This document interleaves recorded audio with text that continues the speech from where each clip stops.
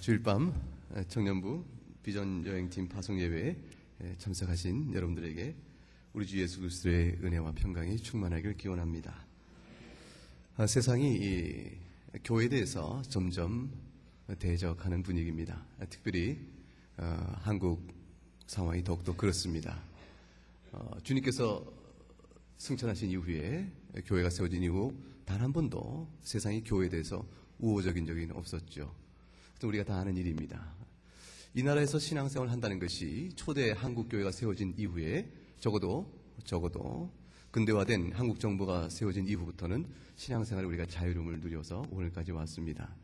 교인이 된다는 것은 세상으로부터 존경을 받는 그런 자부심도 있었고 의미도 있었습니다. 사실 사회적인 지도층의 교인의 퍼센테이지는 전 국민의 퍼센티보다 훨씬 높습니다. 그것은 기독교는 우리에게 있어서 지도적인 의미가 있고 사회에 존경받을 만한 여러 가지 이유가 있는 것으로 생각이 되어지고 또 그럴 만한 이유도 있었습니다. 그런데 작금의 한국 상황은 그렇지 않습니다. 점점 교회에 대한 대사회의 비판의 목소리가 높아지고 우리들 자신들도 그것을 위해서 마음의 슬픔과 근심을 갖기도 합니다. 이유 있는 지적 앞에서 저희가 침묵할 수밖에 없는 아픔도 있기 때문입니다. 그러나 그럼에도 불구하고 근본적으로 그들이 이 교회를 향한 대적은 영적인 싸움이기 때문에 진리의 문제요 하나님을 마음에 두기 싫어하는 그냥 한국 교회를 향한 그들의 미움 때문에 그런 것이지 우리의 교회 연약성만으로 우리가 다 눌러버리기는 아픈 점도 있습니다. 오늘 밤 그러면 전폭이 생각나죠? 그런데 제가 드리고 싶은 말은 오늘 밤 11시 반 SBS에 한국교회를 향한 전면적인 선전포고가 이루어집니다. 그것은 신의 길, 인간의 길이라는 제목으로 4부작으로 특집 방영이 되어지는 것인데 제1부는 오늘 방영되는 1부는 예수는 신의 아들인가라는 주제입니다. 제작진의 의도는 한국교회 개신교인의 거의 90%에 달하는 사람이 성경을 문자적으로 받아들이면서 예수님을 하나님이시요 또 그의 십자가 죽음과 부활을 액면 그대로 믿고 있는 이와 같은 기현실, 아주 이상한 기형적인 현실 앞에서 감히 SBS가 한국 교인들에게 바른 신앙의, 바른 예수의 모습을 전해주고자 이 모든 내용을 제작했다라고 제작 의도를 밝히고 있습니다. SBS가 한국 사회의 한 방송국이 교회에 하는 신앙, 성경을 하나의 말씀으로 믿고 있는 신앙의 90%가 되는 한국 기독교인들이 성경을 그대로 하나의 말씀이라고 믿고 있고 성경이 증거하고 있는 예수 그리스도에 관한 모든 고백을 그대로 믿고 있는 이와 같은 기형적인 현실, 그들은 이미 예단하고 있는 것이요 판단하고 있는 것입니다. 우리의 신앙이 잘못된 신앙을 걷고 있다고 단정하고 있습니다. 따라서 그것을 바로잡고 계몽시켜야 될 중요한 언론적 책임을 갖고 이것을 방영하겠다고 제작진은 의도를 밝히고 있습니다. 물론 문제를 피하기 위해서 기독교인의 보수적인 신앙 자체를 판단하는 것은 아니되 다만 이와 같이 성경을 해석하는 것도 있으니 잘 분별하여 아실 수 있도록 기회를 드린 것입니다라는 조심스러운 정책 발언도 덧붙여 놓습니다. 오늘 방영될 내용의 중심 주제는 이것입니다. 첫째, 예수님에 관한 모든 내용은 신화라는 것입니다. 신화라는 것은 예수님은 실존 인물이 아니라는 것입니다. 실존 인물이 아닌데 초대 교회의 교인들이, 특히 사도를 비롯해서 초대 교회 교인들이 예수님을 실존하지 않는 인물을 가공적으로 만들어서 마치 그러신 것처럼 만들어 성경을 기록했다고 주장하는 것입니다. 그런 주장이 말이 되도록 하기 위해서 그들은 여러 학자를 쫓아다닙니다. 그 학자들 가운데는 여러분들이 그토록 자녀를 보냈으면 좋겠다 싶은 대학의 교수들입니다. 옥스포드가 있고 하버드도 있고 여러 명문 대학들이 있습니다. 그곳에서 신학을 공부하고 있던 또는 종교사학을 공부하고 있는 그런 사람들의 이름을 빌어서 그들이 나름대로 그와 같은 자기들의 주장에 지지를 줍니다. 그런데 어떤 신화를 베꼈다고 말하는 것인가? 이집트의 오시리스 신화입니다. 왜 그것을 베꼈다고 말하는 것인가? 오시리스와 이시스의 신화인데 뭐 자세한 내용, 그 거짓된 허망한 얘기를 여기서 할 필요가 없겠죠. 다만 오시리스는 죽습니다. 토막이 나서 죽는데 그걸 다 찾아와서 이시스라는 사람이 오시리스를, 연인 관계인데 이시스가 오시리스를 다시 생명을 부활시킵니다. 여기 이집트 신화 속에 죽음이 있고 부활이 있는데 바로 성경 속에 십자가에 죽음이 있고 부활이 있으니 이것은 바로 신화를 차용하여 가공인물인 예수를 내세워 그들이 종교를 만든 것이다 라는 주장을 하는 것입니다. 여러분 생각은 어떻습니까? 또 두 번째 주제는 또 다른 학자의 얘기를 합니다. 만일 예수님이 신화가 아니요 가공인물이 아니요 실제 역사로 존재한 인물이었다면 그럼 그건 틀린 건 아닌가 이렇게 얘기할 때에 대해서 그들이 반론을 또 예비해 놓고 있습니다. 역사상으로 실제 존재하긴 했지만 성경에 기록된 그런 분은 아니라는 것이죠. 예컨대 성경에 보게 되면 예수님은 동정녀 마리아에서 탄생하십니다. 동정녀 마리아의 탄생을 통해서 성령의 은혜로 말미암아 이 땅에 오신 그분은, 따라서 그분은 하나님의 아들이요 인간의 몸을 입고 오신 분이기 때문에 성자 하나님, 성부와 성자와 성령, 제2격 대신 성자 하나님께서 육신을 취하셨다. 그래서 한 하나님께서 신성과 인성을 갖고 계신 것이라 우리가 이렇게 고백을 합니다. 그러므로 그의 죽으심은 우리의 대속의 모든 죄인을, 그가 택하신 모든 죄인의 죄를 대속할 만한 능력과 가치를 지닌 것이요. 동시에 그의 부활은 그를 믿고 그와 연합한 자들을 함께 새 생명 주실 만한 그런 부활이다. 그는 다시 오신다. 이 모든 내용이 실제 존재했으나 실제 역사상 예수는 그런 분이 아니라고 얘기하는 것입니다. 이건 전부 다 갖다 붙인 것이죠. 과장된 얘기라는 것이죠. 허망한 얘기를 붙인 거라고 주장을 합니다. 왜 그렇게 붙이는 것이 용납이 됐습니까? 그게 사회적으로 용납될 수 있었겠습니까? 묻자 당시 로마 사회가 황제를 신으로 섬기듯이 그들 가운데 영웅은 신격화시키는 문화적 경향이 있었기 때문에 그것이 용납이 됐다라고 얘기합니다. 이 모든 주장들이 신학교 바깥에서 이루어지면 저들이 하나님을 알지 못하니까 그러겠다라고 할 텐데 불행하게도 하나님을 알지 않는가 싶은 지레 짐작되어지는 신학대학 내부에서 이 목소리가 또 외쳐지고 있습니다. 그것은 다른 나라 얘기가 아니고 바로 이 땅 한국에 있는 대학의 이야기입니다. 연세대학이 그렇고 서울신학대학이 그렇고 감리교신학대학이 그렇고 한국신학대학이 그렇습니다.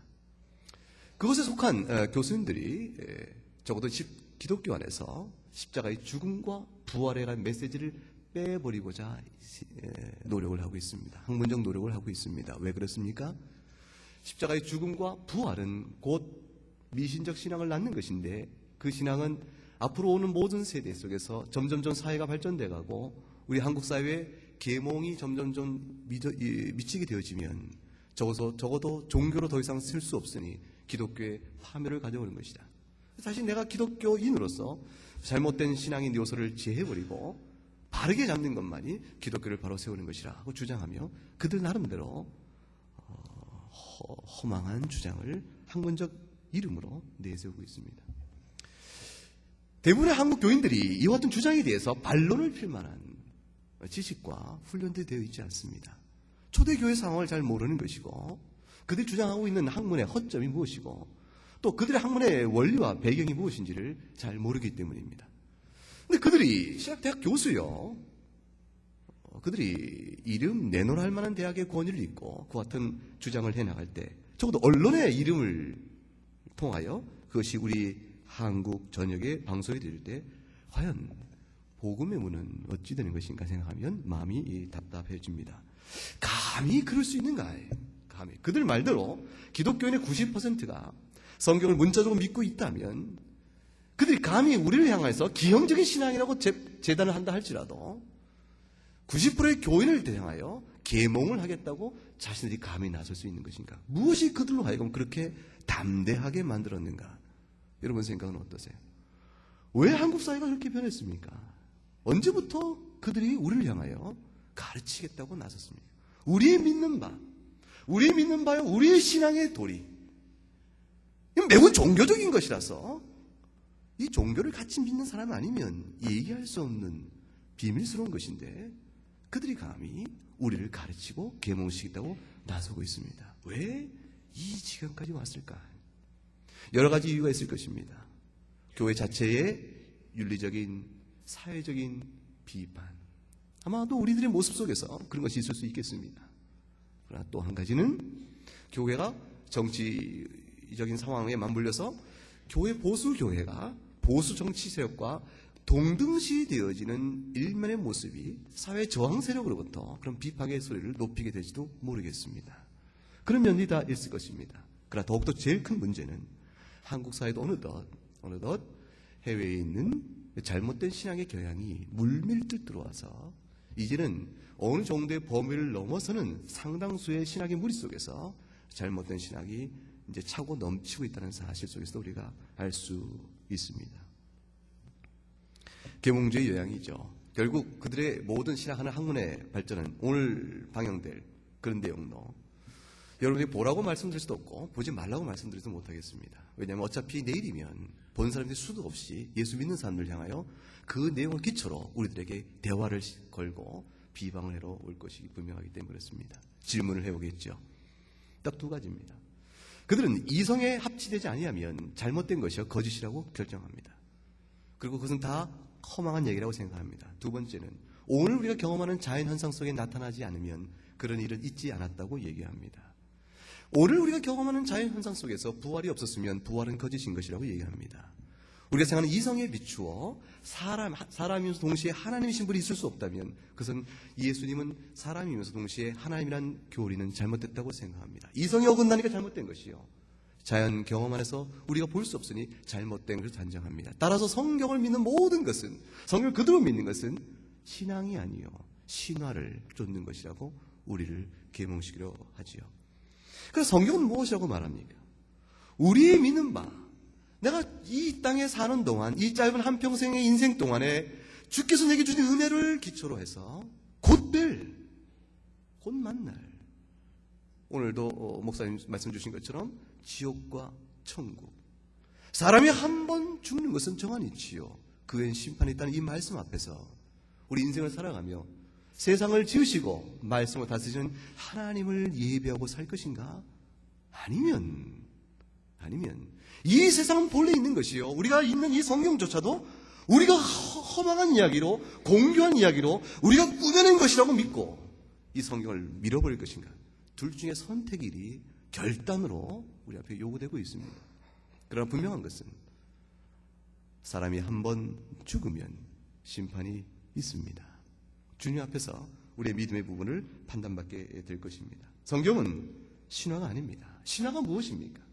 사람들이 나름대로의 생각과 철학과 가치관을 또는 인간 살아가는 이 세상을 설명하기 위해서 가공적인 신들을 만들어서 이야기로 꾸민 것입니다. 인간의 성정이 그대로 반영됩니다. 여러분 보세요. 그리스 신화의 신들이 어떤 존재인가 보세요. 이집트 신화의 신들이 어떤 존재를 보시고 로마 시대 신화가 나타난 신들이 어떤 점을 보면 전부 인간보다 못합니다. 그들 가운데 신들 사이에 질투와 갈등과 미움이 있고 권력 다툼과 사랑 싸움이 있습니다. 거짓이 있고 분열과 나눔이 있습니다. 그것이 신들의 세계입니다. 그 신들의 세계 속에서 그들은 신들의 이야기를 통해서 우리가 사는 역사를 설명하고 인생의 문제를, 고민을 풀어가려고 했습니다. 따라서 그것은 거짓입니다. 성경이 그와 같습니까? 우리가 믿는 하나님이 우리처럼, 우리의 죄된 모습처럼 성경의 하나님이 그렇게 비춰집니까? 성경에 기록되어 있는 하나님은 신화 속의 신과는 차원이 다릅니다. 성경에 기록된 예수 그리스도는 신화의 어느 신과도 비교할 수 없는 분입니다. 하물며 성경에 알고 있는 우리의 모든 선지자와 사도와 성경에 우리의 믿음의 신앙의 아버지들은 신화 속의 신들과는 격이 다른 삶을 살아갑니다. 이 모든 고상과 숭고함은 사람이 짐짓 꾸며낸 이야기 아님을 우리가 알 수 있습니다. 성경이 신화가 아니라 그럼 무엇입니까? 성경은 신화가 아니면 그럼 무엇입니까? 무엇이죠? 제가 이름 아는 여성 찬양대 단 한 분, 또 몇 분도 기억이 얼른 날 텐데, 홍정표 권사님? 너무 괴로워하지 마세요. 성경이 신화가 아니면 무엇이죠? 마음이 통했어요? 뭐죠? 계시입니다. 계십니다. 하나님께서 우리에게 자신의 뜻을 열어 보이셨습니다. 진리가 무엇인지를 말씀으로 풀어주시고 사건으로 그것을 보여주시고 그 사건의 해석을 다시 열어주시며 성경 전체는 계시의 말씀으로 우리에게 주어졌습니다. 여러분, 베드로후서 성경 말씀 잠깐 볼까요? 베드로후서 오늘 읽었던 본문 19절 그 앞절부터 잠시 보겠습니다. 16절부터 18절까지 16, 17, 18절 한번 같이 읽어보겠습니다. 시작. 우리 주 예수 그리스도의 능력과 강림하심을 너희에게 알게 한 것이 공교히 만든 이야기를 좇은 것이 아니요 우리는 그의 크신 위엄을 친히 본 자라. 즉 이 큰 영광 중에서 이러한 소리가 그에게 나기를 이는 내 사랑하는 아들이요 내 기뻐하는 자라 하실 때에 저가 하나님 아버지께 존귀와 영광을 받으셨느니라. 이 소리는 우리가 저와 함께 거룩한 산에 있을 때에 하늘로서 나음을 들은 것이라. 계시 사건입니다. 주님께서 제자 둘을 데리고 베드로와 요한을 데리고 높은 산에 오르셨습니다. 그 높은 산의 이름은 아직 정확히 모르죠. 성경에 기록되지 않았으니까 아마도 헐몬산일 것이라 학자들은 추정합니다. 그러나 그곳에 오르신 예수님께서 호련히 변하시고 대낮의 햇빛보다 더 빛난 광채로 변하셨을 때에 하늘에서 그들의 음성이 들었습니다. 그리고 이는 내 사랑하는 아들이요 내 기뻐하는 자니 너희는 저의 말을 들으라 말씀하셨습니다. 그리스도의 누구신가, 그분이 누구신가에 대한 계시의 결정이었습니다. 절정이었습니다. 이 내용을 우리에게 적고 있는 베드로의 그 의도는 무엇입니까? 내가 지금 너희에게 알리고 있는 일은 내가 꾸민 이야기가 아니요 내가 허망한 얘기를 너희를 속이어 쓴 것이 아니요 내가 본 바요 하늘에서 주께서 내게 알려진 바요 목도한 바니 이 사실을 너에게 기록함으로 내가 너에게 말하는 모든 이 복음이 진실된지를 믿기 바랍니다. 이 진실 사도의 증언을 믿으면 사는 것이고 이 사도의 증언을 의심하면 죽는 것입니다. 예수 그리스도의 성경에 기록된 증언을 믿을 것인가? 성경에 기록된 사도의 증언을 믿을 것인가? 그것이 우리에게 요구되고 있는 신앙의 질문들입니다.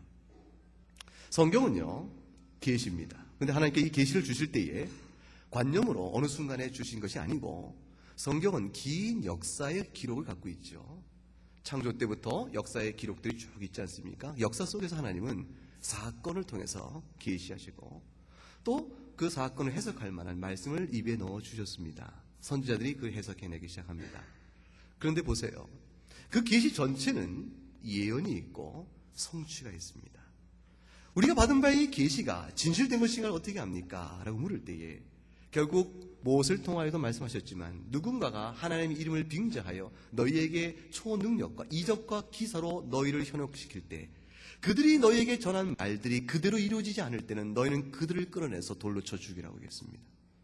이적과 기사 그 자체가 계시의 진실성을 담보하는 것이 아니요 계시의 진정성을 설명하는 하나의 필요 조건은 되지만 하나의 필요 조건일 수는 있지만 그러나 그것이 담보할 수 없는 까닭은 결국 예언과 성취 관계로 이루어집니다.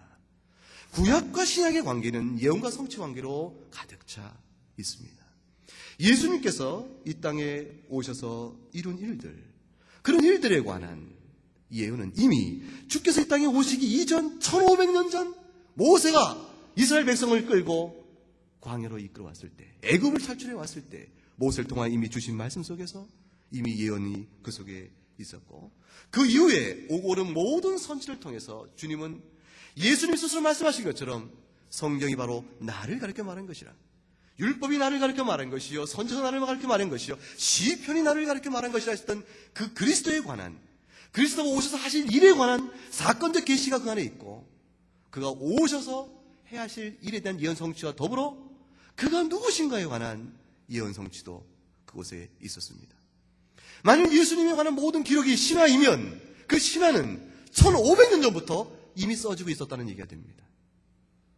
누가 1500년부터 그리스도 오심을 미리 내다보고 그 1500년 전의 일을 생각하며 신화를 기초를 놓겠습니까? 그것이 예언과 성취로 하나로 만나는 것은 딱 한 가지로만 설명이 됩니다. 성령님이 쓰셨기 때문이라.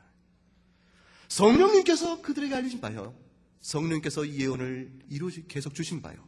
과연 그는 그때 예수 1500년 이후에, 즉 모세로부터 1500년 이후에 주께서 오실 때 비로 성취된 것이 뿐만 아니라 그 사이사이에도 얼마나 많은 이스라엘 향한 예언이 있었고 성취가 있었습니다. 예수님이 종료주일날 예루살렘에 입성한 것은 이미 스가랴서에 예언된 것에 대한 성취였습니다. 예수님이 십자가에 죽으시면 어떤 의미가 있는 것인가? 이사야 53장에 이미 예언된 바요. 시편 22편에 주님의 고난에 대한 예언이 이미 담겨 있었습니다. 예수님의 부활 또한, 그 부활 사건 또한 예언이 없었던 것이 아니죠.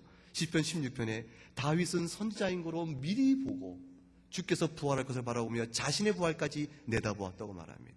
이 얼마나 놀라운 예언이며 그 후에 주의 성취입니까? 그것이 바로 사도행전 2장에 나와 있는 베드로의 설교였습니다. 형제들아 보라, 다윗의 무덤이 우리 가운데 있는가? 우리가 가운데 있는 저 무덤에도 불구하고 다윗은 시편에서 자신의 부활을 노래했으니 어찌 그것이 자기 부활이었겠는가? 그것은 곧 자기의 후손으로 올 바로 메시아 그리스도의 부활을 내다보며 자기 또한 그의 은혜를 입어 부활할 것을 보았기 때문에 말한 것이 아닌가. 이 모든 것이 선지자 인고로 안 것이라. 성령 하나님께서 이미 다윗을 통해 보이셨고 그것이 그리스도 안에서 이루어졌다. 예언과 성취입니다. 예수님의 하나님의 아들이요, 이 땅에 사람으로 오셨으나 그가 하나님이라는 사실 또한 이미 예언된 바요, 이미 구약에 계시된 바요. 과연 그대로 주님은 하나님으로 이 땅에 오셨습니다.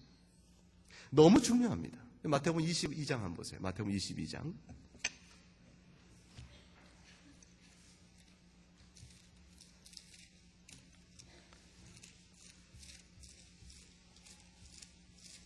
마태복음 22장 41절 말씀부터 보면 제가 가진 성경으로 38쪽 거간에 있습니다.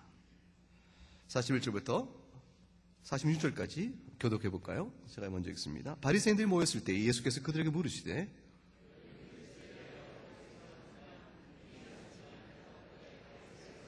가라사대 그러면 다윗이 성령에 감동하여 어찌 그리스도를 주라 칭하여 말하되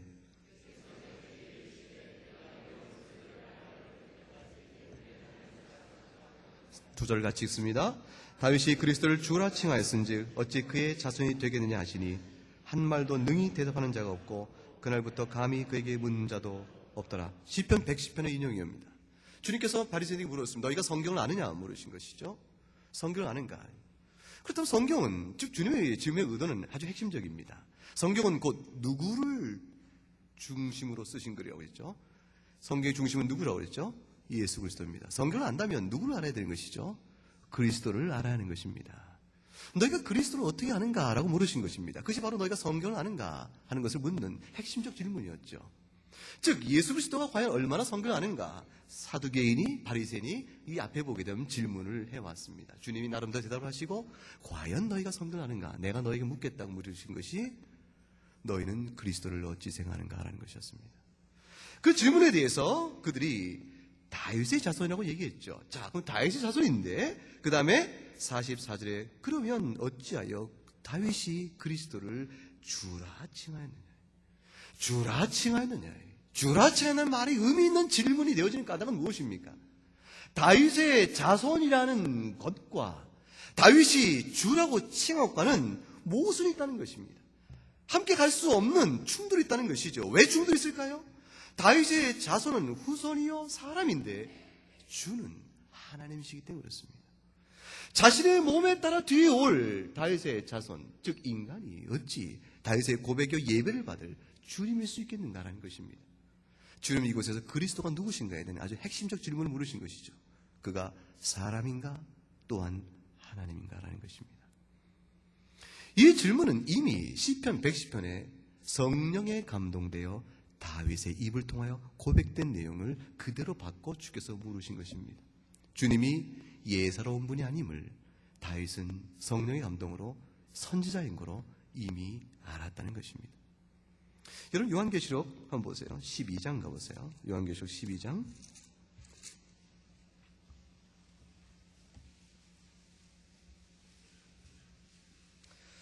요한계시록 12장 4절과 5절 같이 읽습니다. 시작. 그 꼬리가 하늘별 3분의 1을 끌어다가 땅에 던지더라. 용이 해산하려는 여자 앞에서 그가 해산하면 그 아이를 삼키고자 하더니 여자가 아들을 낳으니 이는 장차 철장으로 만국을 다스릴 남자라. 그 아이를 하나님 앞과 그 보좌 앞으로 올려가더라. 여기서 여자는 1절에 보게 되면 하늘에 큰 이적이 보이니 해를 입은 한 여자가 있는데 그 발에는 달이 있고 그 머리에는 12별의 면류관을 썼더라. 그 표현의 독특성을 비추어서 이것은 곧 전체로 학자들의 의견에 따르면 결국 교회를 가리킵니다. 하나님이 택한 모든 백성들, 즉 택한 무리요, 하나님의 영광을 입은 자들이요, 교회인데 여자가 아들을 낳으리니 그랬습니다. 이 아들은 교회를 통해 낳는 아들이 사람이겠습니까? 하나님이겠습니까? 사람이죠. 사람인데, 근데 그 다음 보면 5절 이는 됐어요. 2절 이는 철장으로 만국을 다스릴 남자라. 그 아이를 하나님 앞과 그 보좌 앞으로 올려가더라. 중요한 표현이 나옵니다. 철장으로 만국을 다스릴 남자는 누구십니까? 시편 2편의 인용입니다. 시편 2편에 가게 되면 철장으로 만국을 다스리는 남자는 곧 메시아를 가리킵니다. 그는 곧 내가 오늘 너를 낳았다고 말하는 메시아적 신성과 맞물려 나갑니다. 다시 말하면 교회가 낳은 아들인데 그는 곧 교회를 구원하는 구세주가 되어집니다. 교회가 낳은 아들인데 교회를 구원하는 구세주, 그는 곧 철장으로 만국을 다스릴 우주적 왕권을 가진 자, 그가 곧 하나님의 아들로 연결이 되어 나갑니다. 여기에 신비가 있는 것입니다. 우리의 구세주는 육신을 따라오시되 다윗의 계보를 따라오시되 산수한 사람이 아니요, 그가 성부, 성자, 성령, 영원부터 계셨던 천지를 말씀으로 지으신 제2격 되신 하나님이심을 설명하고 있는 대목입니다. 그것이 시편 110편에 예언되어진 것이요, 예수님께서 마태복음 22장에 너희가 성경을 아는가? 라고 물으셨습니다. 주님이 누구십니까? 예수님이 누구십니까? 예수님이 사람이신데 하나님이라고 우겨대는 것이 아니다 이거는. 우리가 예수님이 사람인데 이를 신격화시켜서 하나님이라고 우겨대며 숭배하는 것이 아니요, 이미 오래전에 성경을 통해서 예언하신 바요, 계시로 보이신 바요, 그가 오셔서 과연 약속대로 우리의 구주가 되셨느니라. 그 사건을 변화산에서 사도가 목동한 것입니다.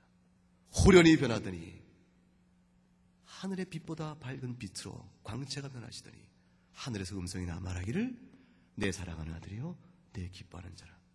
예수 그리스도의 하나님 되심을 설명합니다. 요한 사도가 그래서 요한복음 1장 1절에 태초에 말씀이 계시니 이 말씀이 하나님과 함께 계시되 곧 하나님이시라고 고백하고 있는 것입니다. 성경은 원본이 없습니다. 원본이 없다는 일로 인해서 우리 믿는 바 신앙을 조롱하고 우습게 여기는 사람들이 있습니다. 그러나 원본은 없지만 원본에 최대한 가까운 정확한, 원본에 쓰여진 내용의 가장 정확한 사실을 우리가 확인할 수 있는 가장 놀라운 책입니다. 원본이 없을 때에, 사본만 있을 때 우리가 원본에 가장 가까운 것을 어떻게 판단할 수 있겠습니까? 우선 사본이 많으면, 베낀 글이 많으면 원본을 찾는 데 좀 쉽겠죠? 그렇죠? 주무세요? 이 간단한 질문에 대답을 안 하면 매우 비협적인 설교 태도예요. 그렇죠? 사본이 많으면 원본 찾는 데 도움이 되겠죠. 근데 원본하고 사본에 기록된 시대가 좀 가까우면 가까울수록 원본에 대한 진실성을 확인하기 좀 좋겠죠. 근데 사본이 아무리 많아도 서로 너무 다르면 원본을 찾기가 어렵겠죠. 근데 사본이 많은데 그걸 비교해 보니까 오차가 적으면 적을수록 원본을 찾기 쉽겠죠. 그래서 원본이 없어도 착하고 충성된 청년부. 그래서 원본을 찾기 가장 좋은 것은 결국 뭐냐면 가급적이면 원본과 가장 가까운 시대의 사본으로서 많이 있고 서로 오차가 적으면 금방 할 수 있습니다. 여러분, 제가 시험을 봅니다. 제가 시험을 쭉 나누고 시험을 봅니다. 근데 여러분에게 굉장히 어려운 문제를 제가 냈습니다. 냈는데 그리고 근데 채점을 하는데 순간 너무 어려운 문제를 냈는데 저도 답을 모릅니다. 그래서 제가 답을 잊어버렸어요. 채점을 문제를 푸는데 문제를 풀기 어려워요. 그런데 문제를 나눠줬는데 답을 이제 다 걷어보니까 여러분 모두가 다 똑같은 답을 다 해놨으면 그 진리일 가능성이 많은 겁니다. 물론 모두가 틀릴 수도 있겠지요. 그러나 비유는 비유대로 들으셔야 되는 거죠. 생각을 해보세요. 바로 거기에 있습니다. 이 땅에서 나타난 역사적인 고대 문서들 가운데서 과연 원본이 없는 것 가운데 그 사본을 통해서 내용을 접근해 가는데 가장 정확도 높은 표준적 기준이 무엇인지 아십니까? 그게 바로 그리스에 있는 신화입니다. 일리어드와 오디세이, 호모의 2대 서사시 일리어드와 오디세이, 그걸 기준으로 잡습니다. 그래서 신약 성경은 그 사본의 배수가 오디세이와 일리어드를 쓴 호모의 대서시를 기준으로 이 정도면 원본에 가장 가까운 것으로 인정되는 표준적 기준에 비추어 사본의 양이 40배가 많습니다. 더군다나 원본과 사본의 간격이 신약 성경의 경우는 20분의 1입니다. 아주 가깝습니다. 신약 성경은 거기다 예수 그리스도에 관한 사도의 증언으로부터 100년 이내에 다 쓰여진 글들입니다. 더군다나 사본 사이의 오차를 비교해보면 신약 성경의 사본의 오차는 그 일리어드 오디세이에 비해서 10분의 1에 불과합니다. 40배나 많은 사본의 수, 20배나 가까운 원본과의 시간적 간격, 그리고 오차가 10분의 1에 불과하다. 그걸 모두 곱하면 8천입니다. 정확도는 가장 인간이 쓴 고대 문서 가운데 원본에 가까운 표준적 기준으로 잡은 것에 비하여 8,000배나 정확도가 인정이 되어집니다. 성경은 비록 원본은 상술이지만 사본으로 원본에 가장 가까운 내용을 거의 망라합니다. 지금도 사본이 계속 발굴되는 게 있고 사본학적인 가치를 평가를 하다 보게 되면 성경의 성경의 글을 정리해서 약간의 학자들은 이견차가 있을 수 있습니다. 그러나 어떤 것이라도 예수 그리스도의 대속의 은혜와 부활의 영광을, 생명을 훼손할, 복음을 훼손할 어떤 사본도 있지 않습니다. 있다면 소위 말하는 도마복음이니 유다복음이냐는 여러분 신문에서 혹 들을지 모르고 방송에서 혹 들을지 모르겠어요. 성경에 편집되지 않은 다른 복음서는 부활을 얘기하지 않습니다. 대속의 은혜를 얘기하지 않습니다. 그런데 사람들이 얘기합니다. 성경에 편집된 외에 또 다른 문서가 있는데 그 문서는 성경과는 다른 얘기를 하니 기독교가 정치적 이유로 이걸 배격하고 진리를 배격하고 일방적인 내용만 수록했다고 말합니다. 거짓입니다. 초대 교부들은 정확하게 알고 있었습니다. 그것들의 존재를 알고 있었고 그것들의 내용을 알고 있었습니다. 그러나 그들은 또한 한 가지 더 알고 있었습니다. 그것이 성령으로 감동되지 않은 것을 알고 있었습니다.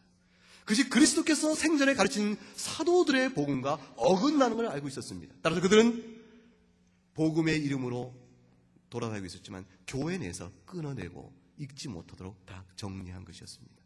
그것이 오늘 우리에게 내려오고 있는 성경입니다. 2000년 세월이 지났다고 하여 학자들의 권위를 입어서 그들이 소위 그걸 찾아냈다고 하여 새로운 것이고 진리를 발견한 것이 아닙니다. 묻혔고 이미 교회가 거짓으로 단정하고 버렸던 묵은 자료가 2000년 세월에 다시 드러나 오늘날도 믿는 자마저도 미혹하고자 하는 것에 불과합니다. 오늘 갈라디아서 4장 19절 말씀, 본문을 다시 돌아오면 베드로후서 1장 19절 말씀, 갈라디아서는 청년부에 설교한 본문이었습니다. 베드로후서 1장 19절 말씀 보세요. 19절 같이 읽어볼까요? 또 우리에게 더 확실한 예언이 있어 어두운 데 비치는 등불과 같으니 날이 새어 샛별이 너희 마음에 떠오르기까지 너희 것을 주의하는 것이 가아니라. 그렇습니다. 우리에게는 예언이 있습니다. 하나님의 말씀이 있는데 어두운 데 비치는 등불입니다. 우리가 속한 이 세상은 죄로 인해서, 무지를 인해서 지혜의 결핍이요 도덕적 타락으로 어두워져 있습니다. 할 수만 있거든 그리스도의 복음을 방해합니다. 그곳에 등불처럼 비추고 있는 유일한 참된 진리의 길은 오직 성경, 이 말씀 하나입니다. 청년부가 비전 트립을 갑니다. 저들이 대만에 가서 무엇을 얘기합니까? 오늘 드라마를 봤죠? 워십을 봤죠? 무엇을 얘기합니까? 예수 그리스도를 얘기합니다. 예수 그리스도 생명을 얘기합니다. 또한 무엇을 얘기합니까? 우리가 죄인인 것을 얘기합니다. 하나님이 세상을 창조했음을 얘기합니다. 사람이 죽은 다음에 심판이 있음을 얘기합니다. 천국과 지옥을 이야기합니다. 우리가 저들에게 묻습니다. 당신이 무슨 권위로? 당신이 말하는 무슨 권위로 당신이 그런 말을 하는 것이며 당신이 우리에게 전하는 바의 진실을 우리가 어떻게 알겠습니까? 무엇으로 그 비싼 돈을 들여 대만까지 가서 허망한 얘기를 하겠는가? 저들의 비전 트립은 어두움에 빛을 비추어가는 예언의 사자들입니다. 저들이 그곳에 가는 것입니다. 그들이 성경 말씀, 온갖 허망한 공견 이야기로 대만을 덮고 있는 미신적이며 죽음의 영의 어두운 영 가운데 그 어둠 속에 저들이 가서 작은 촛불 하나 밝히는 것입니다. 진정한 빛입니다. 진리입니다. 생명입니다. 저들의 노력으로 대만의 어린아이가, 저들의 서툰 중국어로 하나님이 감동하셔서 대만의 아이가 복음을 받고 심령이 미치면 마치 제가 어릴 때에 교회에서 빵 하나 얻어 먹으려고 성탄절날 아주 어릴 때 교회 갔다가 주님을 만났습니다. 그것처럼 한국에 온 청년들의 복음을 듣고 대만의 한 어린 영혼이 주를 만날 수 있습니다. 이것이 생명이기 때문에 저들은 가는 것입니다. 이것이 생명이기 때문에 청년들을 보내는 것이고 이것들이 생명이기 때문에 우리는 계속 선교를 위하여 기도하고 노력하고 물질로 후원하며 저들을 격려해야 하는 것입니다. 기도하겠습니다. 하나님 아버지, 어두운 때에 복음을 먼저 믿게 하시고 교회를 세우게 하시고 주님을 섬기게 하심을 감사합니다. 저희들의 심지를 담대하게 하시고 믿음을 더 굳게 하시고 또한 그러므로 진리의 밝은 눈을 갖게 하셔서 저희가 허망한 소리로 인하여 미혹당할 리 없도록 주여 도와주시옵소서. 한국교회를 주님 불쌍히 여기시고 또한 오늘 대만으로 또 이렇게 파송받아 나가는 우리 귀한 청년들에게 지금 우리가 들었던 사도들의 심령으로 계시를 직접 눈으로 목도한 사도들처럼 저들에게 말씀이 손에 쥐어졌음에 하나의 말씀과 예수 그리스도와 사도의 권위에 힘입어 그들이 만나게 되어지는 모든 자들에게 복음 전하는 일을 넉넉히 감당하도록 주여 도와주시옵소서. 저희 입술과 마음을 지켜주시고 오고 가는 길로 선히 보호하시고 인도하여 주시옵소서. 감사하고 예수님 이름으로 기도 올리옵나이다. 아멘.